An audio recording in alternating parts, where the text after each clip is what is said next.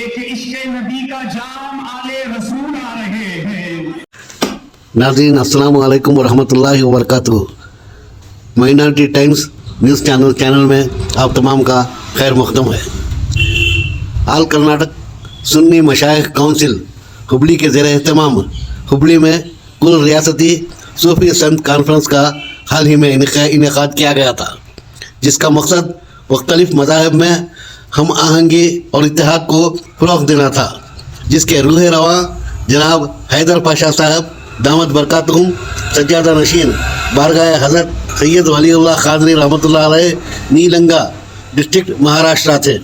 یہ کانفرنس حضرت شاہ تاج الدین قادری دامت برکاتہم کی نگرانی میں منعقد کی گئی، جو سجادہ نشین درگاہ حضرت محمد قادری الفاروق بادشاہ پیرا ہبلی پہ ہیں۔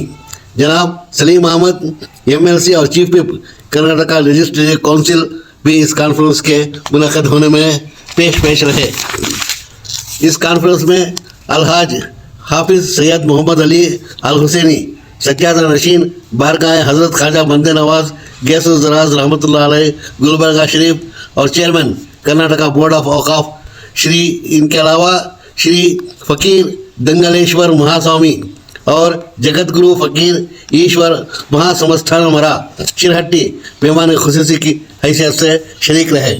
قائد قوم ملت ڈاکٹر سید ناصر حسین MP، نامور کرکٹر ڈاکٹر محمد اظہر الدین اور جناب رحیم خان وزیر برائے امور حج اور میونسپل ایڈمنسٹریشن حکومت کرناٹک بھی اس جلسے میں شرکت فرما کر رونق بخشی۔ نئی چیز ہے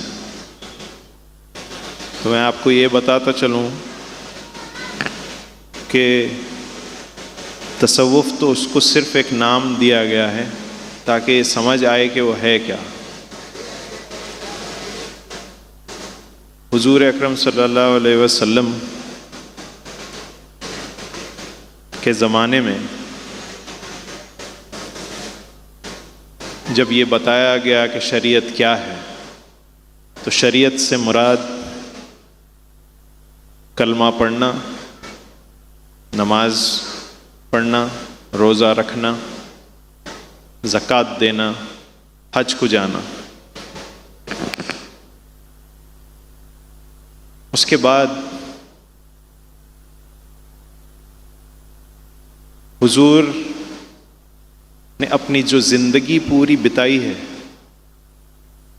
وہ پوری زندگی جو حضور نے بتائی ہے وہ ایک اخلاق کے بنیاد پر بتائی ہے۔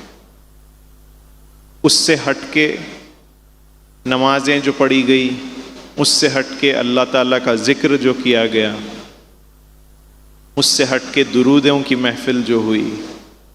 رحیم خان صاحب نے بڑی اچھی بات کہی کہ ہم نماز تو پڑھتے ہیں، لیکن اللہ تعالیٰ نے یہ کیوں کہا کہ درود بھیجو میرے نبی پر؟ کیا اس میں کیا خاص بات رہ گئی؟ تو اللہ تعالیٰ نے اسی وجہ سے نبی پر درود پڑھنے کے لیے بولا، تاکہ یہ پہچان ہو جائے کہ اللہ تعالیٰ سب سے زیادہ محبت کس سے کرتا ہے۔ تو محبت جس سے آپ کو زیادہ ہو جاتی ہے تو آپ کا ذکر ہمیشہ وہی رہتا ہے اور آپ اسی کو یاد کرتے ہیں، آپ ہر چیز اسی کے لیے کرتے ہیں، آپ اسی کو منانے میں لگے رہتے ہیں۔ تو اللہ تعالیٰ نے جو یہ بات کہی کہ درود بھیجو میرے نبی پر، تو میں آپ کو ایک واقعہ سناتا ہوں جو حضرت خواجہ گیس الزراز رحمۃ اللہ علیہ نے لکھا ہے کہ ایک صحابی حضرت معاذ جو راتوں میں بڑے بے چین رہتے تھے، تو آپ اتنے پریشان ہو کر آپ نے کسی نے آ کر حضور سے کہا کہ معاذ بہت پریشان ہیں، تو حضور نے کہا ان کو بلاؤ۔ تو حضرت معاذ حضور کے پاس پہنچے، تو پہنچ کر پھر حضور نے پوچھا کہ یہ تمہاری پریشانی کس وجہ سے ہے؟ تو حضرت معاذ نے کہا کہ حضور مجھے بھی نہیں پتہ، کیونکہ بلکہ پوری رات میں اللہ تعالیٰ کی عبادت کرتا ہوں لیکن پھر بھی میں بڑا پریشان رہتا ہوں۔ تو حضور نے کہا کہ تم درود پڑھا کرو۔ تو پھر حضرت معاذ چلے گئے اور اگلی رات انہوں نے درود پڑھا، پڑھ کر پھر اگلے دن پھر آئے اور پھر کہا کہ حضور پھر ابھی بھی بے چینی میرے اندر موجود ہے۔ تو حضور نے کہا درود اور پڑھا کرو۔ تو حضرت معاذ نے ایک رات کے 4 حصے کیے اور اس میں 4 حصوں میں دو حصے درود پڑھا کرے اور 2 حصے اللہ کی عبادت میں رکھے۔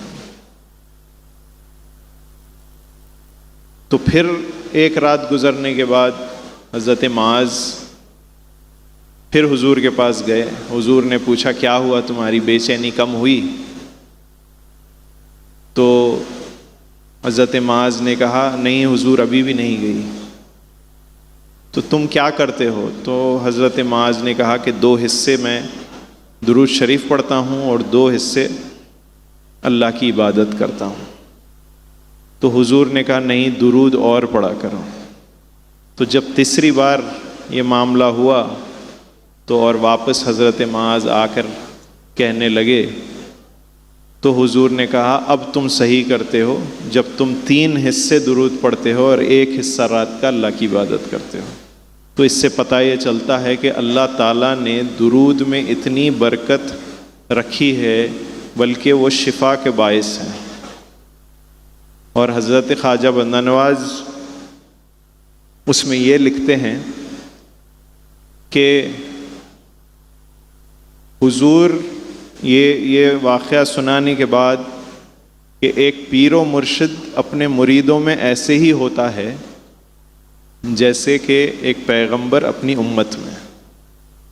تو یہ وجہ جو ہے، یہ خواجہ صاحب نے یہ جو بتائی ہے یہ حدیث، اس سے پتہ یہ چلتا ہے کہ جو معاملہ تصوف کا ہے وہ اگر ہم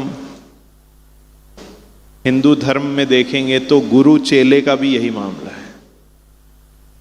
ہمارے یہاں اسے پیر و مرشد اور مرید کا معاملہ ہے۔ تو مرید کو چاہیے کہ وہ اپنے مرشد کی بات سنے اور مرشد کی بات سننے پر ہی اس کا کام ہوگا۔ تو یہ جو معاملہ ہے یہ تصوف کہلاتا ہے۔ اور تصوف میں خاص طور سے حضرت خواجہ بندہ نواز یہ بتاتے ہیں کہ یہ اپنی زندگی کو صحیح طریقے سے بتانے کا ایک طریقہ ہے، یعنی ڈسپلن جسے کہتے ہیں۔ ڈسپلن آپ اپنی زندگی میں کیسے لے کے آئیں گے؟ آپ کیسے اٹھیں گے، کیسے بیٹھیں گے، کیسے بات کریں گے؟ آپ کو اگر دعوت دی گئی تو آپ قبول کیسے کریں گے؟ اس دعوت میں آپ جائیں گے، اس کے بعد کیا کریں گے؟ یہ سارے معاملات خواجہ صاحب نے لکھا ہے۔ اس کا ایک واقعہ سناتا ہوں میں آپ کو، کیونکہ خاص چیز تصوف میں یہ ہے کہ اپنی انا کو مارنا۔ اپنی انا کو مارنے کا مطلب یہ جو اپنے اندر جو ایک کہ میں ہوں جو بولتے ہیں، ارے مجھ سے بات کرتے کرتے وہ پلٹ گیا، مطلب وہ اس کو انا کہتے ہیں۔ اگر کوئی نیچے زمین پر چیز اٹھی ہوئی ہے تو میں کیوں اٹھاؤں، اس کو انا کہتے ہیں۔